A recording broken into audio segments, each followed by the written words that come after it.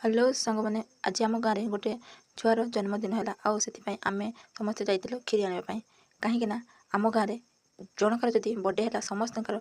बहुत खुशी होता आउ से बर्थडे सेलिब्रेट करने समस्ते कुनी कुनी पिला माने जाइथांती आउ देखंतु केते खुशी रे पिला माने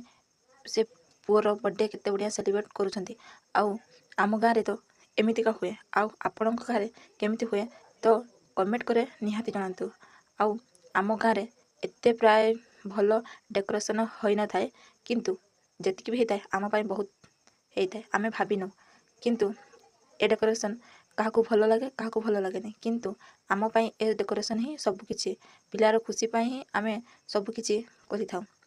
आउ देखंतु जेबे पुओटी वर्षे पुरी जाए ना सेते बेले बापा मार केते चिंता थाए जे मो पुअर बर्थडे बहुत धूमधाम रे बनेबी आउ एठी तो इनकम भी सेमती नहीं जे गोटे पुओ पाई बर्थडे सेलिब्रेट करबा पाई सेमती खर्च उठे पारिबो काहे ना एठी जणे जदि केही बर्थडे सेलिब्रेट करिवे ना तो गाँटा सारा लोक आसबे ताकू खाइबा पाई दिया जीवो पिला माननकू छोटरू बड़रू समस्ते आशीर्वाद देकिना पिला को चली जिवे आउ एबे तो फाइनली सरीगला आउ मु होची मिस पूजा आज मिनी ब्लॉग आपण मानकू स्वागत जनाउची आज जेहेतु